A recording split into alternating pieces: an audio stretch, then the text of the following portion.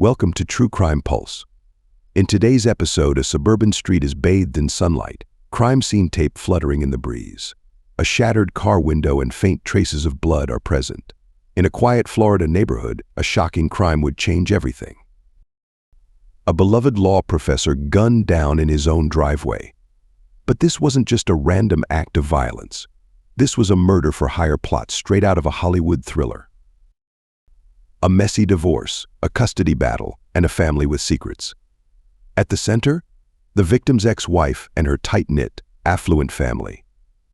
Dentists, hitmen, and one explosive confession: how far would a family go to get what they want? And how did justice finally catch up with them nearly a decade later?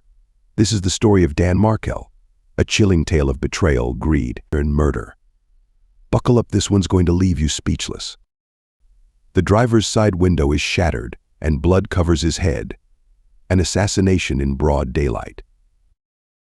The victim, law professor Dan Markell, was embroiled in a bitter custody battle with his ex-wife, Wendy Adelson, over their children. Nearly 2 years after the murder, two men, Sigfredo Garcia, the alleged shooter, and Luis Rivera, the getaway driver, are charged with first-degree murder. Rivera, already in prison for an unrelated charge, strikes a deal with prosecutors, pleading guilty and agreeing to testify against his accomplices in exchange for a reduced sentence. His confession reveals the chilling details.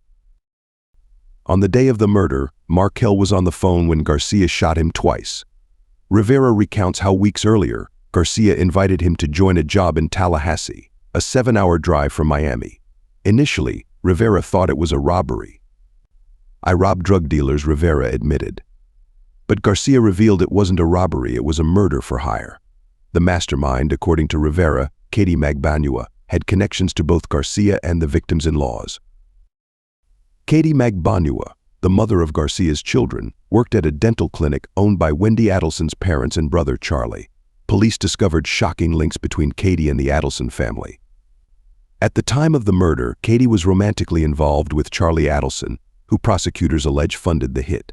Shortly after the murder, Charlie helped Katie pay for breast implants, raising further suspicion. The investigation soon turned to Wendy Adelson. Police uncovered a contentious divorce and custody battle where Wendy sought to move her children to South Florida, a plan Markell opposed. Her family even allegedly offered Markell $1 million to agree to the move. Records show a series of phone calls between the Adelsons and Katie around the time of the murder. Authorities also noted suspicious cash deposits totaling $56,000 in Katie's bank account after the killing.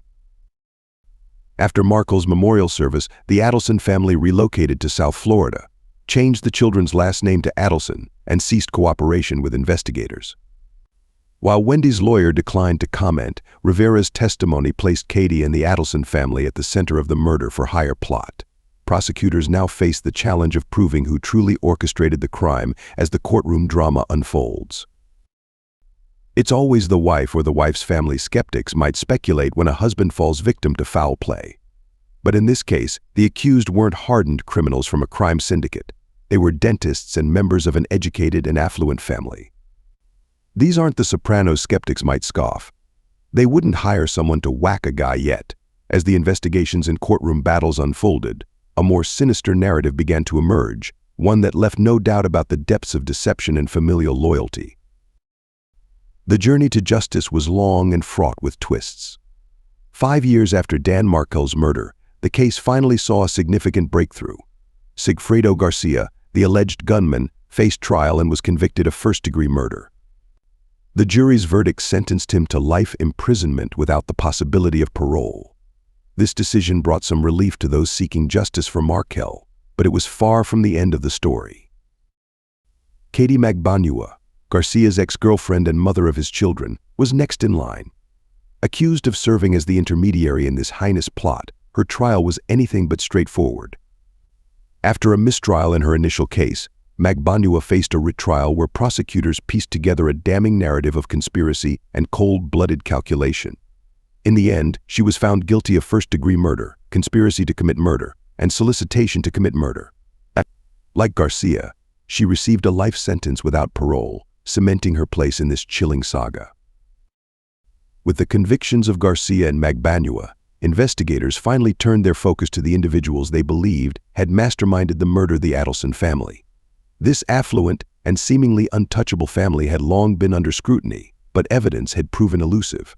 8 years after Markell's death, the legal system finally caught up with them. Charlie Adelson, Wendy's brother, was indicted on charges of first-degree murder, conspiracy, and solicitation.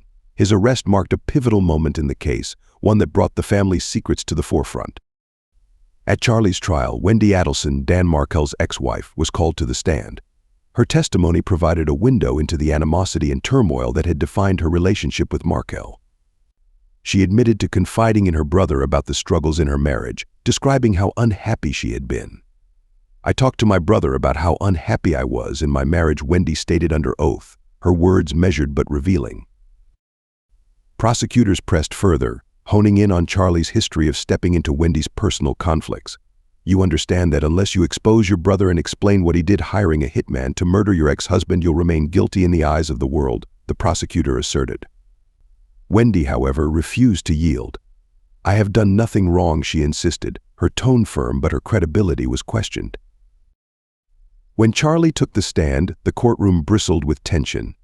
State Prosecutor Georgia Kappelman sought to dismantle his defense by pointing out how Wendy had implicated him during her early police interviews. She knew her husband had just been shot, and when asked who might want him dead, she said, "Your name." "Are you mad about that?" Kappelman asked. Charlie remained composed, dismissing the suggestion with a measured reply. "No," she said, "a lot of people's names," he countered, attempting to deflect the weight of the accusation.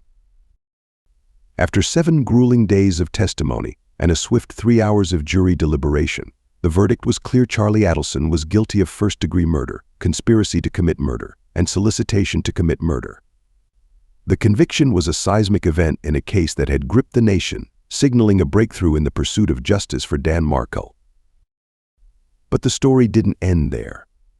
Attention quickly shifted to the Adelson parents, Donna and Harvey. Long suspected of playing a role in the murder-for-hire plot, their actions after Charlie's conviction raised even more questions.